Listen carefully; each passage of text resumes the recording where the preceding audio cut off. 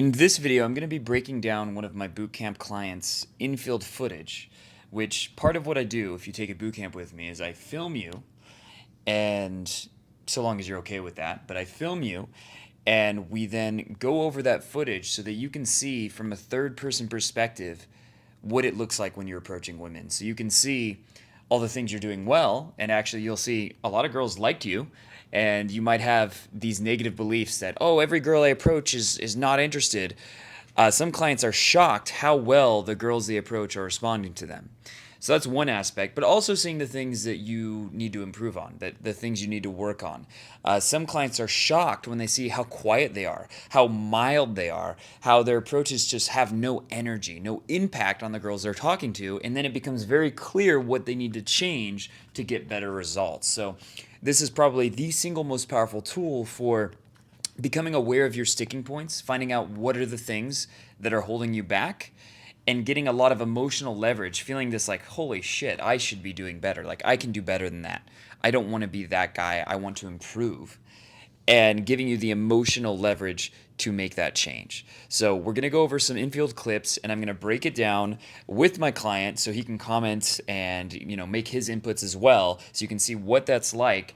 And the other thing that's really cool about this is it's one thing seeing my infield, but seeing someone who's really experienced is very different than seeing someone who's completely new to approaching women. And one of the messages that is important for my channel is that you don't have to be perfect to pick up women. You don't have to do everything amazingly well. You can make a lot of mistakes and still do pretty well. Some girls are still going to like you as long as you shoot your shot. And so you're going to see, I have clients who have any excuse you have for why you're not getting women. I have a client who also has that excuse, whether it be based on your height, your looks, your race, whatever. And so you're seeing that it's not just me who can get results or who can get success. It's literally anyone so long as they put in the effort. So with that said, let's look at some of this footage. Okay. Just their boots? For momentum, just to offer value. Just try to make them happy. Okay. I like your boots. Are you going tap dancing?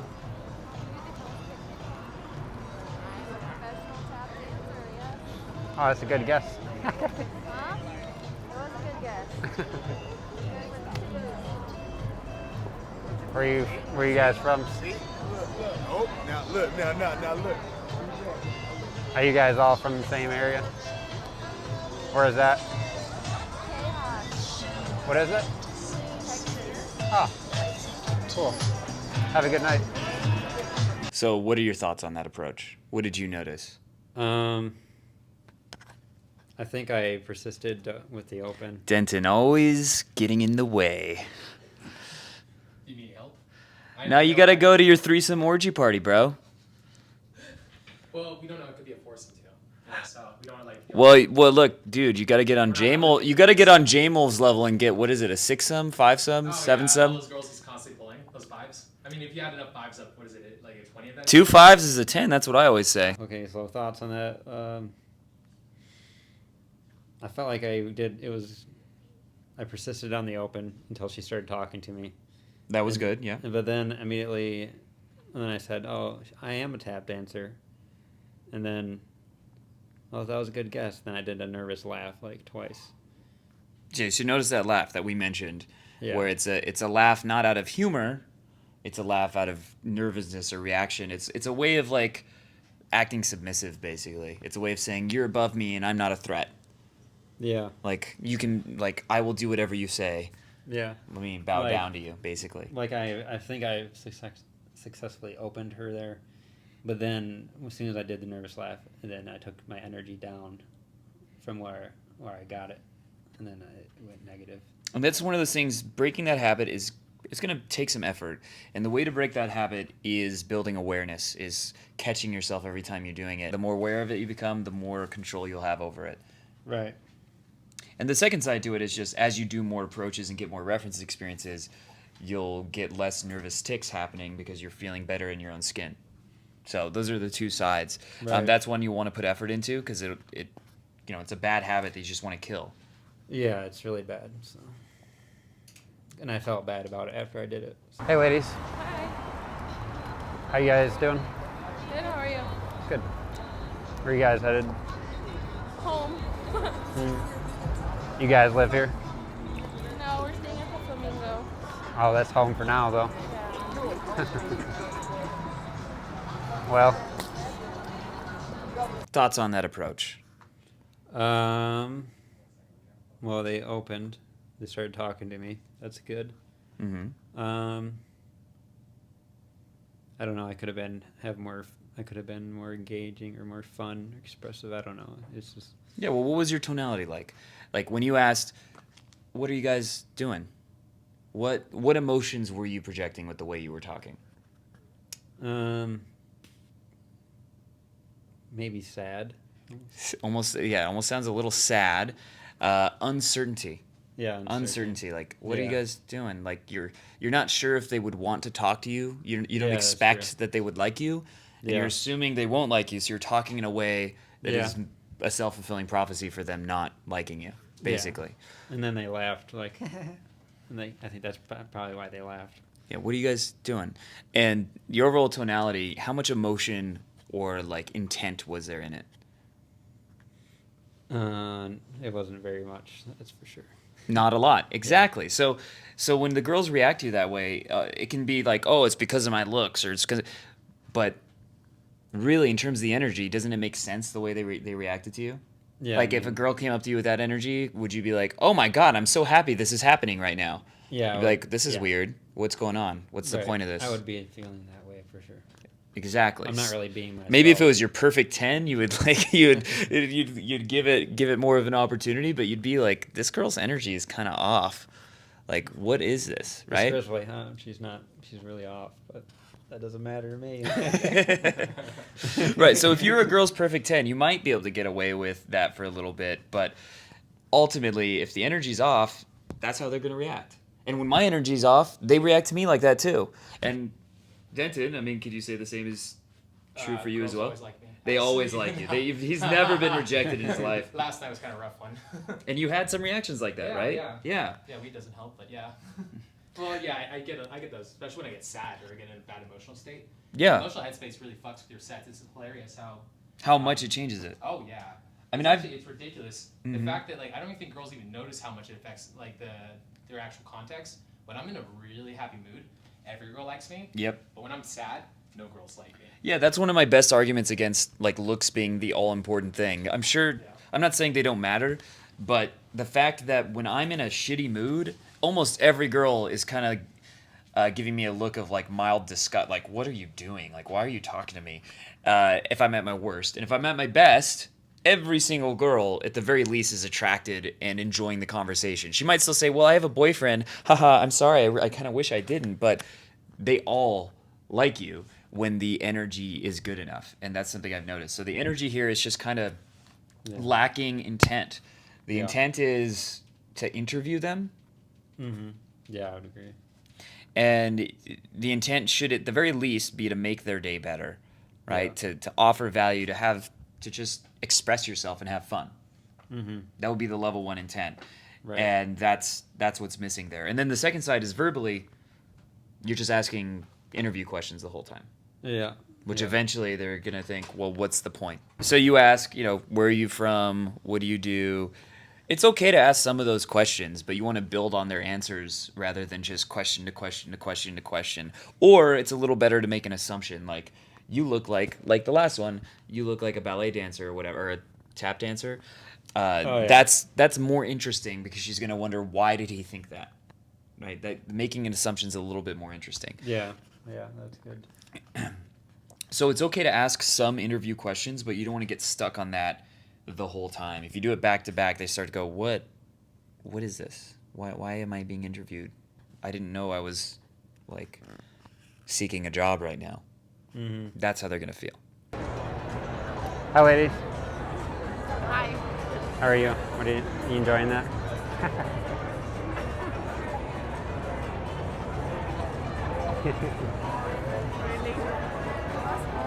Le preguntas a ella. ¿Qué hace? Obvio, obvio. Yeah.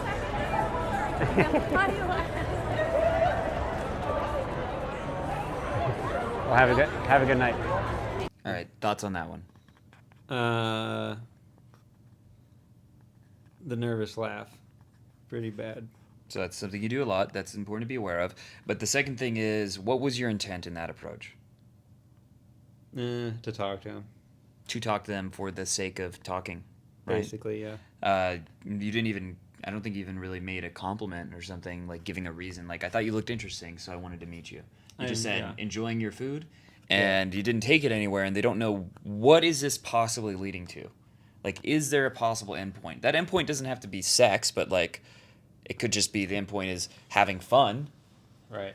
But is there any inkling that that's the endpoint?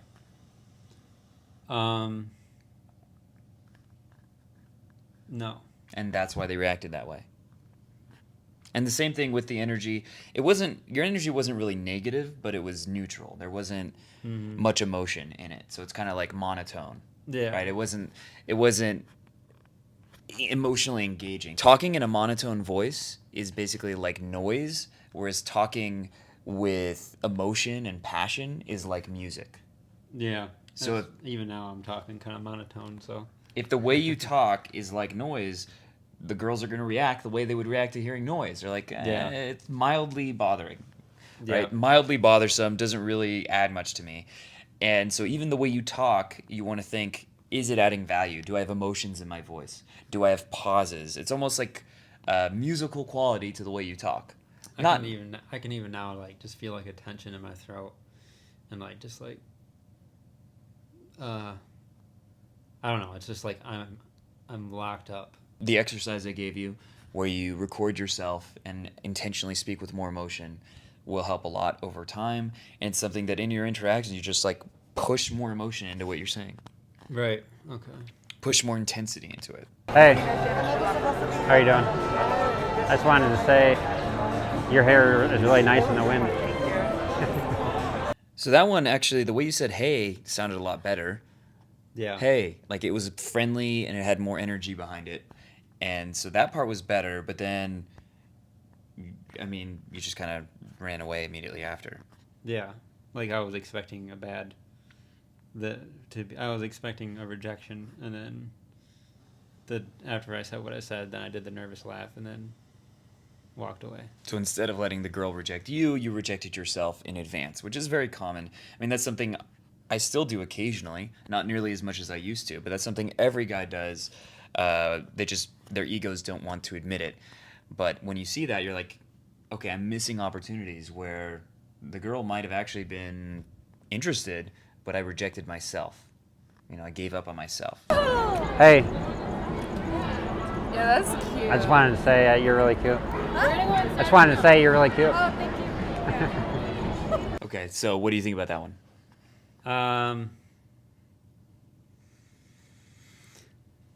Weak intent. They were busy doing something, so it was like I was interrupting them. I did the nervous laugh after I said after I got like, and it was just like, after I said I just wanted to say you're really cute. They didn't really. She didn't respond, and I was like, I said, and then when I said it the second time, I said it with sort of like the feeling like I just want you to acknowledge me, and then I'll go away, and then that's why. And then I did, and then she said, "Oh, thank you," and then I walked away.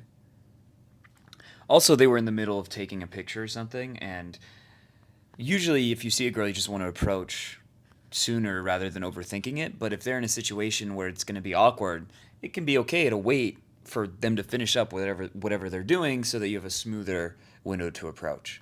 Because that's just like a high-pressure situation to be approaching. Hello. Where are you? What are you up to? I'm just waiting for somebody. Oh. Where are you from? Originally Poland, but Oh. I live in Jersey. Oh. Mix of Polish and Jersey accent. Yeah. All right. Have a good night. Okay, so with that one, you seem to have a habit of always starting a new thread in the conversation instead of following through the previous thread. So she said, I'm waiting for someone. And instead of, who are you waiting for, which is useful information, that's something you want to find out, you went to a different question. So it would have made more sense in that to like when there's a topic, is to build on that topic more and take it as far as it can go, rather than just going like having one sentence about where you're from, then one sentence about what do you do, and then one sentence about what are you doing right now. Better to go more in depth and keep the threads going. Yeah. And the second one, there was no intent in that approach. You didn't give a reason for approaching her, and in your vibe, there wasn't like this strong, like fiery, smoldering look or something, right? That showed intent. So she didn't know why you're talking to her, whether it's because you're interested in her or whether you just want to talk. Yeah. Pretty bad. But that's good that you see Yeah. that, because that gives you the emotional leverage to be like, okay, now I know what I need to do differently. You see it instead of just now you see it from a third person perspective. Hey, taxi. I'm just kidding. Sorry? I noticed you just a second ago, and I wanted to say hi. I think you're cute. Oh, thank you. Okay, how does this one compare to the other ones? A lot better. So much better. Night Yeah. and day difference. Your energy, you're speaking with some enthusiasm. You're speaking with more confidence and intent. Hey, it's not like, hey. You're actually like putting your energy out there and Yeah. garnering her to like react to you and to It's like my actual personality is shining through a little bit. yeah, exactly. You're not holding it back. Yeah. And look at how the difference in how she's responding. Where are you headed? Appreciate it. I'm actually headed to the Cosmo. Even your body language looks better. You look like you're holding yourself in a much more confident way. Yeah. to meet a friend. Oh, okay. Yeah. Well, you have a good night. So far, I just landed a few hours ago, so I'm kind of just. Oh, really? I landed. Yeah. So you Yeah. said Yeah. You said- I was gonna end it right there. you wanted to end it. You're like, it's going well. I'm trying to get out. then And this she- is she- really interesting. She misinterpreted what I said. You said, well, you have a good night, because you're like, oh, it's going to be another rejection is what you're thinking, probably. Yeah. But she is enjoying the conversation, so she mishears how has your night been, because she doesn't want you to leave. Yeah. She wants you to be there, so she's hearing what she wants to hear. Yeah. So think about the implications of that psychologically, because they're pretty profound. I landed earlier today. Yeah. Yeah. Okay. Where are you from? St. Louis. Oh, okay. What about you? Michigan. Michigan? Oh, okay. It's really cold up there already, isn't it? Yeah, it was. Conversation. I don't know. You didn't say anything funny, but she's laughing, Yeah. right? Yeah. That's one of the biggest signs of attraction. You didn't say anything that funny, but she's acting like you did, Yeah. right? Yeah, Basically, she's reacting to you, and she feels, because attraction is actually similar to nervousness, and a lot of the symptoms are similar to nervousness. Yeah. And one of them is that, like, touching yourself more, laughing when it's not appropriate, things of that nature. And she's giving you all those signs, and you're not doing that much here. Right. I just had a good, strong approach, and so You just had a good, strong approach, and she's responding to that, and that's all it took. right. Yeah, it was a little bit. Yeah. And it was warm before I left, though. Oh, okay. Yeah. What was That's your? good. Yeah. What was your name? Nice to meet you. What are you here for? Just visiting friends. Just visiting friends? Where are they? So now the energy is starting to change a little bit. Yeah, because you're taking it more and more logical. Yeah. You're taking it towards logic. You're not responding on an emotional level. She's making it emotional, but you're making it logical, Yeah. which flirtation is all about the emotions. Like I made it. I sparked some emotions in her, and then I went logical. So what I would say is when she says, like, what are you doing here? What you say, I'm just meeting friends. What's a more emotional response? I'm trying to get laid. It's been a long time. Yeah, Something yeah. like that. That's true. Or I'm trying to lose my virginity. Yeah. Like you I know, need to spike emotions. exactly. Because that's what I did when I came in. What I said and what I did spiked her emotions. Yes. And then I went bland, and then eventually her emotions went down, and then she's like, okay. And she's just like, what? He's not interesting anymore. What's going on? Exactly. There, I'll catch up with them. They're down Oh, there. okay.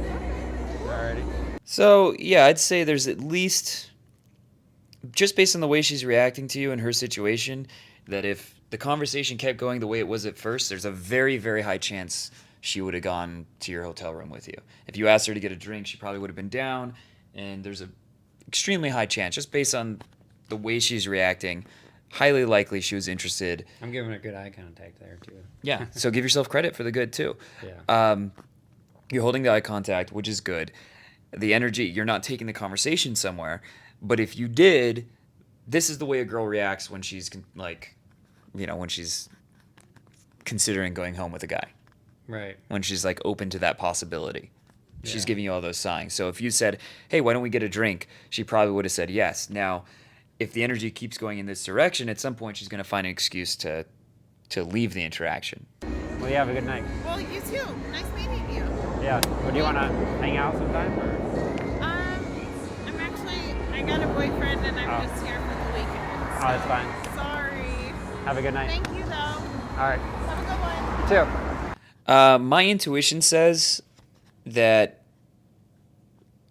the reason she's saying she has a boyfriend is because the energy went down, Yeah. and not because she actually has one. Or maybe she does, but she came to Vegas to cheat on her boyfriend, which some people do. It could be either way. And there's also there's the other chance that maybe she really did have a boyfriend, she's just flirting. But that's the impression I'm getting, is that the energy slowly went down, and then since you asked for the close, when it's going down, it's on a low note, Yeah. she's going to naturally want to say, well, I can't because of whatever reason. So Yeah. that's my impression. But if you had done a few things a little bit differently, the outcome of that could have been, very different. It was better than a lot of the other ones. Yeah, it was. In the beginning was really strong. So now you know you can have a strong approach. You know your Yeah. tonality can be strong. You're Yes, capable of that. For whatever reason, I don't want to hold a strong frame. And it's like, That's a habit. I come in with a strong frame and then I start to crumble. It starts to crumble or something. Well, it's because you've been taught through your upbringing that you shouldn't have a strong frame, that you need to be submissive and react to others. Mm-hmm. So part of what game will do is teach you how to live in your own reality, how to have a strong sense of reality, and to not be reactive to other people to the point that you're kind of overly subservient or overly submissive, so that you speak your mind. You're willing to put yourself out there and say what you want to say instead of just doing what other people want you to do. Right? And there's a middle ground. You can be too outspoken to the point where you're an asshole, but Yeah. you're more on the side of being not outspoken enough and being too putting other people on top, Yeah. right? Giving them the power. Yeah. Hey, I think you're cute. Where are you girls headed? Oh, we're going to our hotel. Oh. Were you just by yourselves or? With my friend. We were some friends. Oh, okay. Boyfriend? No, just friends. Oh. What's your name? Yours? What? My hands are sticky because That's fine. I like when a girl's hands are sticky. That would have been good. Sorry. But, Yeah. are you from here? No. No. Where are you from? Michigan. Michigan? Oh. How about you? Phoenix. Trying to get away from the COVID restrictions. Yeah. So. Well, I think you're really attractive, and you wanna maybe hang out. Yeah, well, not today, maybe tomorrow. When are you leaving? Thursday, next Thursday. Thursday? Oh. I'll take your number. Yeah. Right now.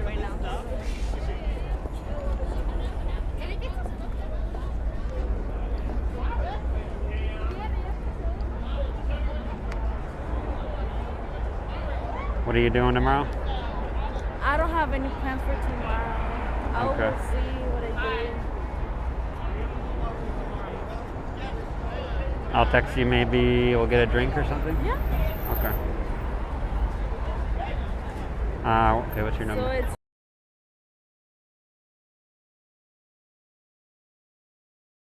text me. Have a good night. Bye. I was thinking that maybe she's just being nice. And She's giving- she's giving you her number just to be nice. Okay, so that is a sign of your negative beliefs about about women and them being attracted to you coming out, basically.